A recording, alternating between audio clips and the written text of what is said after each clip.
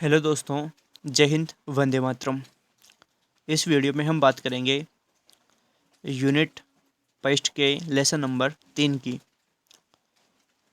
जैसा कि आपको पता है कि कोटा यूनिवर्सिटी के पाठ्यक्रम में कुछ बदलाव हुआ है। बदलाव होना भी लाजमी था क्योंकि अब कोटा यूनिवर्सिटी सेमेस्टर प्रणाली पर परीक्षा आयोजित करेगी। इसलिए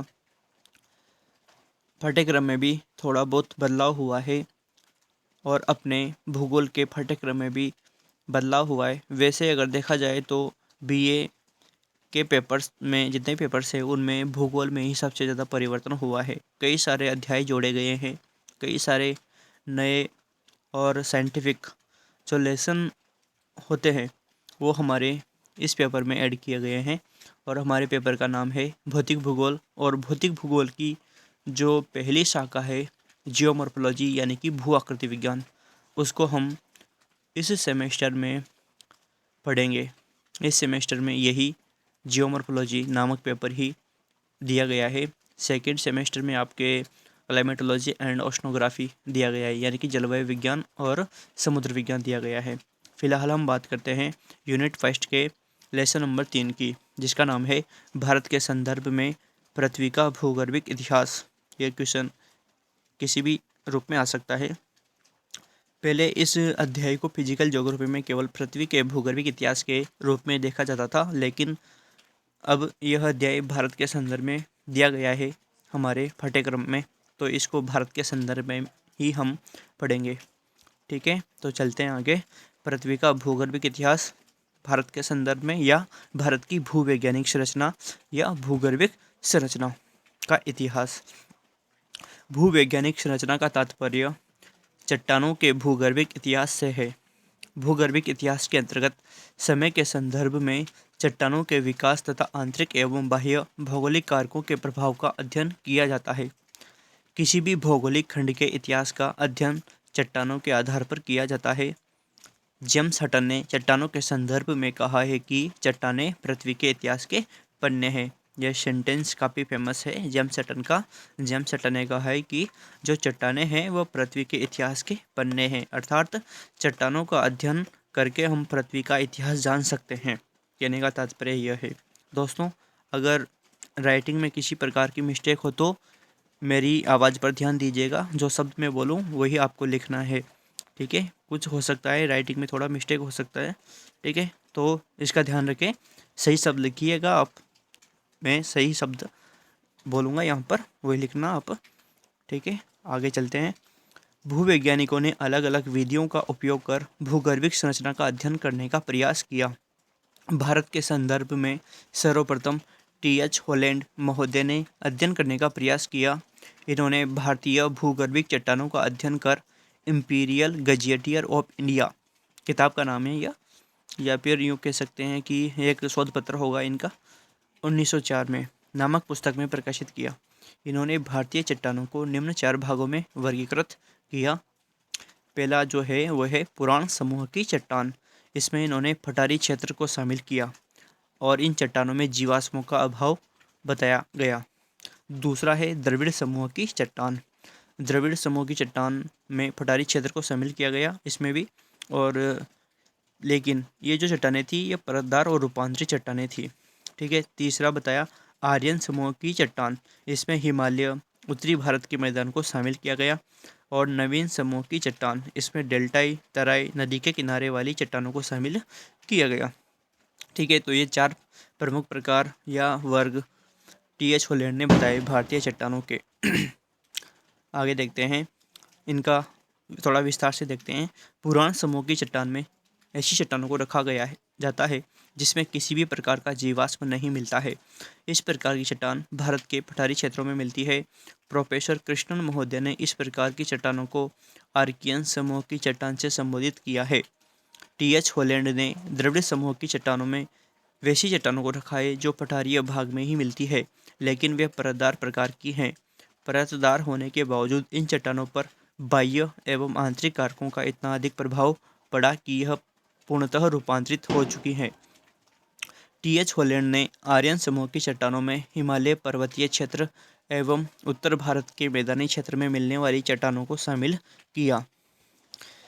नवीन समूह की चट्टानों में डेल्टाई, तटीय और नदियों के किनारों पर मिलने वाली चट्टानों को शामिल किया है।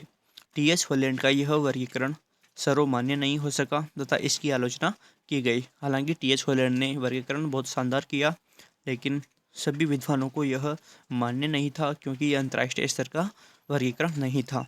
बाद में भूगर्भ शास्त्रियों ने इस बात पर बल दिया कि भारतीय चट्टानों के संरचनात्मक अध्ययन अंतर्राष्ट्रीय स्तर पर निर्धारित किए गए पैमाने के आधार पर किया जाना चाहिए। अंतर्राष्ट्रीय स्तर के पैमाने के अनुसार भूगर्भिक काल को 4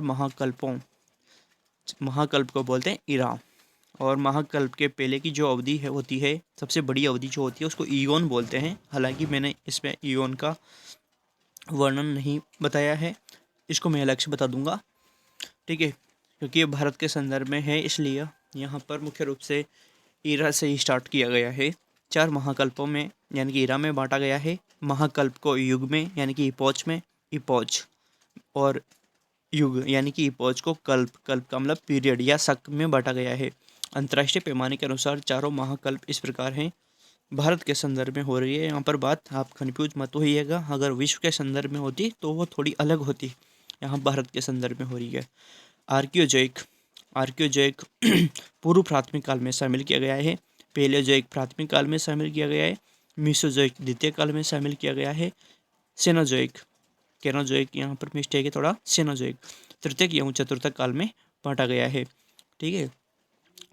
हालांकि चतुर्थक काल को कुछ विद्वान नियोजोइक में भी शामिल करते हैं, ठीक है। इसका आगे देखेंगे हम थोड़ा। प्रत्येक महाकल्प में विकसित भारतीय चट्टानों की संरचनात्मक या भूगर्भिक विशेषताएं निम्न प्रकार है। आर्कियोजोइक को पूर्व प्राथमिक काल में, पैलियोजोइक को प्राथमिक काल में और मेसोजोइक को द्वितीय काल में रखा गया है। सेनोजोइक को तृतीयक एवं चतुर्थक काल में बांटा गया है, लेकिन कुछ भूगर्भ शास्त्री चतुर्थक काल नियोजोइक महाकल्प के रूप में स्वीकार करते हैं, ठीक है। यहाँ पर आपका कन्फ्यूजन दूर हो गया होगा कि जो कुछ भूगर्भ शास्त्री हैं वो चतुर्थक काल को नियोजोइक महाकल्प के रूप में स्वीकार करते हैं, सेनोजोइक में नहीं मानते। प्रत्येक महाकल्प में विकसित भारतीय चट्टानों की संरचनात्मक विशेषताएं निम्न प्रकार है। पहला है हमारा आर्कियोजोइक, इसे पूर्व प्राथमिक काल में रखा गया है। इसे 2 कल्पों में बांटा गया है, यानी कि 2 पीरियड में बांटा गया है। एक तो आर्कियन कल्प, एक प्रीकैम्ब्रियन कल्प। आर्कियन कल्प इसे अजैविक कल्प भी कहा जाता है। इसमें पृथ्वी की उत्पत्ति से लेकर 2500 मिलियन वर्ष पूर्व तक की निर्मित चट्टानों को शामिल किया जाता है। ये वे चट्टानें हैं जो भारतीय उपमहाद्वीप की आधारशिला का निर्माण करती है। इन्हें पेंजिया परिवार की चट्टान भी कहा जाता है। पेंजिया परिवार की इसलिए कहा जाता है क्योंकि यह जो पेंजिया भूखंड था उसी समय की चट्टान है। ये वे चट्टानें हैं जो कभी भी समुद्र के नीचे नहीं गई है। लंबी अवधि तक स्थलखंड के रूप में रहने के कारण ये चट्टानें अपरदित एवं विलुप्त हो चुकी है। भारत में ये चट्टानें धरातल पर कहीं भी दिखाई नहीं देती है, बल्कि इस चट्टान के ऊपर अन्य चट्टानों का विकास हुआ है। यहाँ पर इस मानचित्र में आप आर्कियन समूह की चट्टानें देख सकते हो कि कहाँ कहाँ पर इनका विस्तार है, चित्र बना लेना। नेक्स्ट है यानी कि जो कल्प बांटे हमने आर्कियोजोइक के, पहला है प्रीकैम्ब्रियन कल्प। प्रीकैम्ब्रियन कल्प की चट्टानों की आयु 2500 मिलियन वर्ष पूर्व से 60 मिलियन वर्ष पूर्व निर्धारित की गई है। इस कल्प को 2 भागों में बांटते हैं। एक तो अजैविक क्रम की चट्टानें जिसमें धारवाड़ चट्टानों को शामिल किया गया है। दूसरी है जैविक क्रम की चट्टानें जिसमें कुडप्पा और विंध्यन क्रम की चट्टानों को शामिल किया गया है। कुडप्पा और विंध्यन, आगे देखो, अजैविक क्रम की चट्टानों में ऐसी चट्टानों को शामिल करते हैं जो जीवाश्म रहित हैं, यानी कि जिनमें जीवाश्म नहीं पाए जाते हैं, उन्हें अजैविक क्रम की चट्टानें कहते हैं। इन्हें भारत की सबसे प्राचीनतम परतदार चट्टानें मानते हैं। इन्हें धारवाड़ चट्टान के नाम से भी जानते हैं। इस प्रकार की चट्टानें 2500 मिलियन वर्ष पूर्व से 1500 मिलियन वर्ष पूर्व के बीच बनी है। ये धात्विक खनिजों के लिए प्रसिद्ध है। इनमें लोहा, मैग्नीज, यूरेनियम, सोना जैसे धात्विक खनिज मिलते हैं। इस प्रकार की चट्टानें कर्नाटक, तमिलनाडु, आंध्र प्रदेश, झारखंड एवं उड़ीसा के सीमावर्ती क्षेत्रों में पाई जाती है। जबलपुर से नागपुर के बीच में स्थित सौसर श्रेणी की चट्टानें, गुजरात के चंपानेर श्रेणी की चट्टानें और हिमालय पर्वत के गर्भ में मिलने वाली कुमायूं और लद्दाख श्रेणी की चट्टानें इसी क्रम की चट्टानें मानी जाती है। चित्र में देख लीजिएगा कहाँ कहाँ पर है अजैविक क्रम की चट्टानें।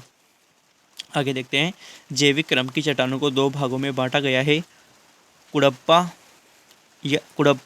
क्रम या समूह की चट्टानें, दूसरी विंध्यन क्रम या समूह की चट्टानें। कुडप्पा समूह की चट्टानों का निर्माण 1500 से 1000 मिलियन वर्ष पूर्व हुआ है। विंध्यन समूह की चट्टानों का निर्माण 1000 मिलियन वर्ष पूर्व से 600 मिलियन वर्ष पूर्व हुआ। ये दोनों समूह की चट्टानें चूना पत्थर यानी कि लाइमस्टोन के लिए प्रसिद्ध है। इस प्रकार की चट्टानों में एक कोशिकीय प्राणियों के जीवाश्म के प्रमाण मिलते हैं। विंध्यन प्रकार की चट्टानों के क्षेत्र में ज्वालामुखी क्रिया के कारण चट्टानों में रूपांतरण देखा जा सकता है। कहीं कहीं पर वलन यानी कि मोड़ के भी प्रमाण मिलते हैं। सॉरी, थोड़ी मिस्टेक हो गई, रुको 1 मिनट। हाँ जी, कहीं कहीं पर वलन मोड़ के भी प्रमाण मिलते हैं। इस चित्र में आप देख सकते हो विंध्यन क्रम की चट्टानें। आगे देखते हैं, ज्वालामुखी क्रिया और वलन क्रिया के कारण ही विंध्यन समूह की चट्टानों से नीलम, पन्ना, हीरा, टोपाज जैसे रंगीन पत्थर मिलते हैं। यह बहुमूल्य पत्थर हैं जो कि विंध्यन समूह की चट्टानों से मिलते हैं। कुडप्पा समूह की चट्टानें भारत के पूर्वी घाट के समानांतर उड़ीसा, छत्तीसगढ़, आंध्र प्रदेश और तमिलनाडु में मिलती है। भारत में कुडप्पा समूह की चट्टानों में पापा घानी श्रेणी की चट्टानें, चेय्यार श्रेणी की चट्टानें, कृष्णा घाटी श्रेणी की चट्टानें और नल्ला मलाई श्रेणी की चट्टानों को शामिल करते हैं। जबकि विंध्यन समूह की चट्टानों का विकास विंध्याचल पर्वत के अनुरूप या समानांतर हुआ है तथा इसका विस्तार पश्चिमी मध्य प्रदेश से बिहार के रोहतास जिले तक है। इस चित्र में देख सकते हैं आप लोग कुडप्पा क्रम की चट्टानें। नेक्स्ट है हमारा पहले तो हमने देखा आर्कियोजोइक। अब दूसरा जो महाकल्प है वो है पेलियोजोइक। पेलियोजोइक का काल 600 मिलियन वर्ष पूर्व से 225 मिलियन वर्ष पूर्व माना जाता है। इसे प्राथमिक काल के अंतर्गत रखा गया है, जबकि हमने आर्कियोजोइक को पूर्व प्राथमिक काल में रखा था। पेलियोजोइक को 6 कल्पों या शकों में बांटा गया है। दोस्तों ये इसकी शॉर्ट ट्रिक है COSDCP, COSDCP। अब इनकी फुल फॉर्म देखते हैं। 6 कल्प देखते हैं कौन कौन से हैं। कैम्ब्रियन, पहला कैम्ब्रियन जिसको C से प्रदर्शित कर सकते हो आप लोग, कैम्ब्रियन। दूसरा आर्डोविशियन, तीसरा सिल्यूरियन, चौथा डिवोनियन, पांचवा कार्बोनिफेरस और छठा पर्मियन। तो क्रमशः इसको याद रखने का जो फॉर्मूला है वो है COSDCP। इस तरह से इसको ध्यान रखें, याद हो जाएगा आसानी से। तो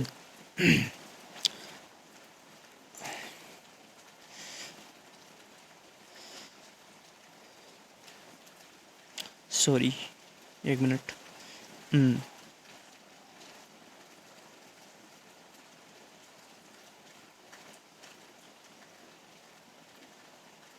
हाँ,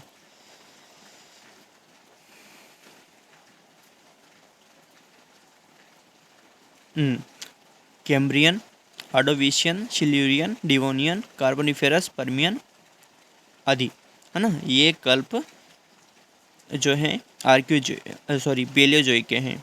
ठीक है, तो इनका विस्तार से देख लेते हैं वर्णन। कैम्ब्रियन कल्प की चट्टानें भारत में नहीं पाई जाती है। ठीक है ना, जो कैम्ब्रियन कल्प है उसकी चट्टानें भारत में नहीं पाई जाती। पाकिस्तान का जो सोल्ट रॉक पर्वत है उसमें उसे कैम्ब्रियन कल्प का ही माना जाता है। ठीक है, हालांकि इसका अध्ययन जरूरी था इसलिए कैम्ब्रियन को शामिल करना पड़ा हमें। आर्डोविशियन, सिल्यूरियन और डिवोनियन कल्प की चट्टानें भी प्रायद्वीपीय भारत तथा मैदानी भारत में नहीं पाई जाती है, लेकिन भूगर्भ शास्त्रियों का मानना है कि उपरोक्त तीनों कल्प की चट्टानें हिमालय के गर्भ में मिल सकती है। कार्बोनिफेरस कल्प की चट्टानें भारत में कई क्षेत्रों में मिलती है, जैसे दामोदर, सोन, वर्धा, महानदी और गोदावरी नदी घाटी में मिलने वाला कोयला इसका उत्तम उदाहरण है। ये चित्र देख सकते हो आप लोग, कार्बोनिफेरस क्रम की चट्टानें। कार्बोनिफेरस कल्प तक विश्व के सभी महाद्वीप आपस में जुड़े हुए थे, जिसे पेंजिया कहा जाता था। वैगनर के महाद्वीपीय प्रवाह सिद्धांत में देखा था हमने। ठीक है, पेंजिया का अधिकांश भाग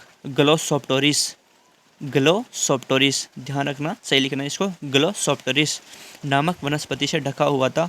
लेकिन इस कल्प में हुए भू संचलन क्रिया के कारण कई क्षेत्रों में वलन एवं भ्रंशन की घटना हुई। इसी क्रम में प्राकृतिक वनस्पतियां धरातल के अंदर दब गई। उस पर अत्यधिक दबाव एवं ताप के कारण यह रूपांतरित होकर कोयले में परिवर्तित हो गई।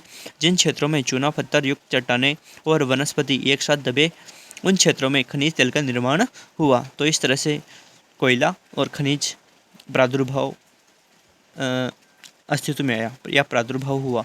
पर्मियन कल्प की संरचना भी कोयले के लिए प्रसिद्ध है। इसका प्रमाण उड़ीसा के तालचर क्षेत्र से मिलता है। इस कल्प में हिमयुग का भी आगमन हुआ था। इस हिमयुग का प्रभाव महानदी और दामोदर नदी घाटी तक देखा जा सकता है, क्योंकि हिमानी के अपरदन से निर्मित बोल्डर का प्रमाण इन क्षेत्रों में उपलब्ध है। तीसरा जो महाकल्प है वह है मेसोजोइक महाकल्प। मेसोजोइक की आयु 225 मिलियन वर्ष पूर्व से 70 मिलियन वर्ष पूर्व के बीच निर्धारित की गई है। इसे द्वितीय काल के अंतर्गत रखा गया है। इसे 3 कल्पों में बांटा गया है। इसका जो शॉर्ट फॉर्मूला है वो है TJC।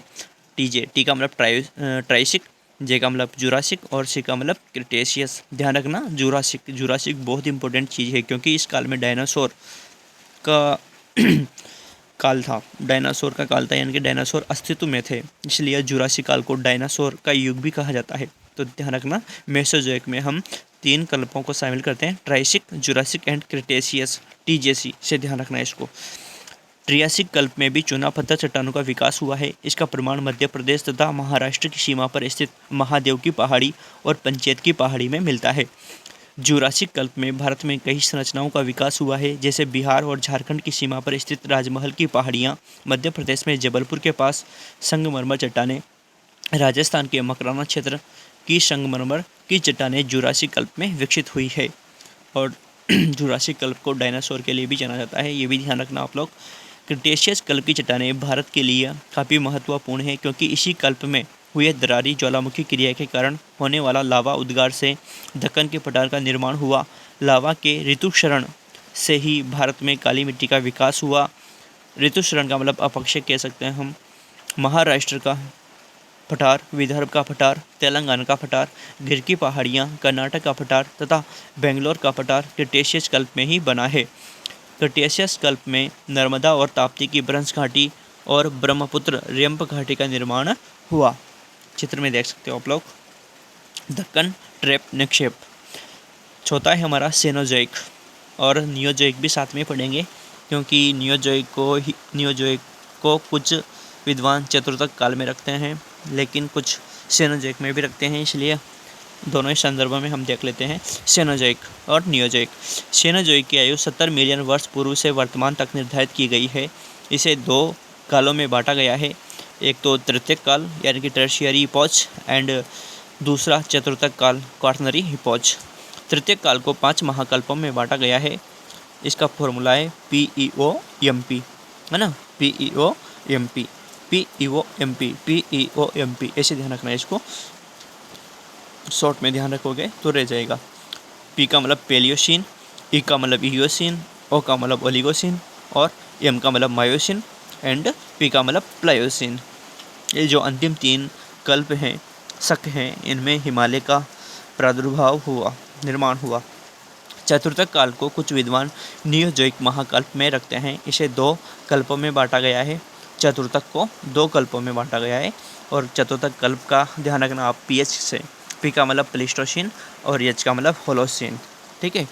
तृतीयक काल का समय 70 मिलियन वर्ष पूर्व से 2.5 मिलियन वर्ष पूर्व निर्धारित किया गया है। इसे हिमालय निर्माण का काल भी कहा जाता है। आपको पता ही होगा कि हिमालय का निर्माण कौन से काल में हुआ, टर्शियरी काल में। ठीक है, टर्शियरी का मतलब तृतीयक काल में। ठीक है, तो तृतीयक काल को हिमालय के निर्माण का काल भी कहा जाता है। इस काल में गोंडवाना भूमि के उत्तर की ओर के सकने के कारण 33 सागर के मलबे के उत्थान से हिमालय पर्वत की उत्पत्ति हुई है। हिमालय की 3 प्रमुख श्रेणियां हैं, जानते ही आप लोग। महान हिमालय, इसका निर्माण ओलिगोसिन से मायोसिन कल्प के बीच हुआ। ठीक है, ओलिगोसिन से मायोसिन कल्प के बीच महान हिमालय बना। दूसरा है मध्य हिमालय। इसका निर्माण मायोसीन और प्लायोसीन कल्प के बीच हुआ, यानी कि मायोसीन और प्लायोसीन कल्प के मध्य में मध्य हिमालय बना। तीसरा है सबसे नवीनतम हिमालय की श्रृंखला शिवालिक श्रेणी। इसका निर्माण प्लायोसीन के अंतिम काल और प्लीस्टोसीन कल्प के बीच हुआ है। जब ये जो प्लीस्टोसीन है चतुर्थक काल का है, लेकिन जो प्लायोसीन है वो तृतीय काल का है। तो प्लायोसीन और प्लीस्टोसीन कल्प के बीच शिवालिक श्रेणी का निर्माण हुआ। तृतीय कल्प की चट्टानें गुजरात के रण और कच्छ में, असम के बेरल की पहाड़ियों में मिलती है। ये मूलतः पेलियोसीन कल्प की चट्टानें है। देख सकते हो आप लोग टर्शियरी काल की चट्टानें किस तरह से पूरा का पूरा हिमालय बना। लाहुल स्पीति, नारिक्रम, गजक्रम की चट्टानें ओलिगोसीन कल्प की मानी जाती है। असम की सूरमा घाटी और उत्तराखंड की कसोली घाटी की चट्टानें मायोसीन कल्प की है। दिहांग नदी घाटी जो कि अरुणाचल प्रदेश में है, तमिलनाडु में रामेश्वर के पास पांडिचेरी, केरल के कोवलम जिले, आंध्र प्रदेश के नेल्लूर और गोदावरी में प्लायोसीन कल्प की चट्टानें पाई जाती है। चतुर्थक काल की आयु 2.5 मिलियन वर्ष पूर्व से अब तक निर्धारित की गई है। अब तक का मतलब वर्तमान में चल रहा है यह चतुर्थक काल। प्लीस्टोसीन कल्प की आयु 2.5 मिलियन वर्ष से 10,000 वर्ष पूर्व के बीच निर्धारित की गई। होलोसीन की शुरुआत 10,000 वर्ष पहले हुई और वर्तमान में चल रहा है। यानी कि अगर कोई हमसे पूछे कि हम कौन से कल्प में रह रहे हैं, जी रहे हैं, या कौन से युग में जी रहे हैं, तो चतुर्थक युग के होलोसीन, चतुर्थक काल के होलोसीन में हम जी रहे हैं और इसी में ही जो आधुनिक मानव है वो अस्तित्व में आया। प्लीस्टोसीन कल्प में शिवालिक पर्वत का निर्माण कार्य पूरा हुआ तथा मेघालय का पठार राजमहल की पहाड़ियों से टूटकर उत्तर पूर्व की ओर चला गया, जिससे राजमहल गैप का निर्माण हुआ। प्लीस्टोसीन काल में 4 बार हिमयुग का आगमन हुआ। कौन कौन से हिमयुग? गुंज, मिंडल, रिस और ओर्म, ये 4 हिमयुग हुए। हालांकि उत्तरी अमेरिका में भी 4 हिमयुग हुए, जिसमें नेब्रास्कन, कंसान, इलिनोइन, आयोवा एंड विस्कॉन्सिन, ये 5 हिमयुग उत्तरी अमेरिका में हुए। फिलहाल हम भारत के बारे में बात करते हैं। इस कल्प में अरब सागर के उत्तरी भाग के उत्थान से थार मरुस्थल का निर्माण हुआ तथा उड़ीसा की चिल्का झील का निर्माण हुआ। होलोसीन कल्प की चट्टानों के निर्माण आज भी जारी है, क्योंकि ये काल आज भी चल रहा है। उत्तर भारत के मैदानी क्षेत्रों में खादर मृदा का निर्माण, नदियों के मुहानों पर डेल्टा का निर्माण और तटीय क्षेत्रों में पुलिन यानी कि बीज जो है होता है उनका निर्माण कार्य वर्तमान में जारी है। इस तरह स्पष्ट है कि भारत में सभी कल्प की चट्टानें पाई जाती है, जिसका प्रमाण भारत के अलग अलग क्षेत्रों में मिलता है। इस भूगर्भिक काल का प्रभाव भारत के संरचना, उच्चावच इत्यादि पर स्पष्ट रूप से देखा जा सकता है। ठीक है, इस चित्र में आप चतुर्थक कल्प की चट्टानें देख सकते हो। ठीक है, ये लेसन आपका पूरा हो चुका है, जिसका नाम था पृथ्वी का भूगर्भिक इतिहास भारत के संदर्भ में, यानी कि भारत के संदर्भ में पृथ्वी का भूगर्भिक इतिहास। ठीक है, आशा करता हूँ आप इसको अपने रजिस्टर में नोट डाउन कर लोगे। ठीक है, और पढ़ लोगे।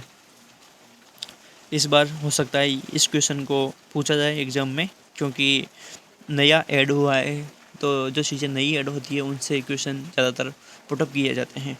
तो आप इसको पढ़ लेना, बहुत ईजी है, ज़्यादा हार्ड नहीं है। 4 महाकल्प पढ़ने हैं आपको, 5 या 5 पढ़ लेना। Archaeozoic, Mesozoic, Cenozoic and Neozoic, ये पढ़ लेना। और उनके अंदर क्या जो मैंने फॉर्मूला बताया आपको, जैसे कि cos DCP, TJC, PEOM, PH, ऐसे इनको इस तरह से ध्यान रख लेना। ठीक है, इसमें आपका आंसर तैयार हो जाएगा। ठीक है, मिलते हैं नेक्स्ट वीडियो में, तब तक के लिए जय हिंद, वंदे मातरम, भारत माता की जय।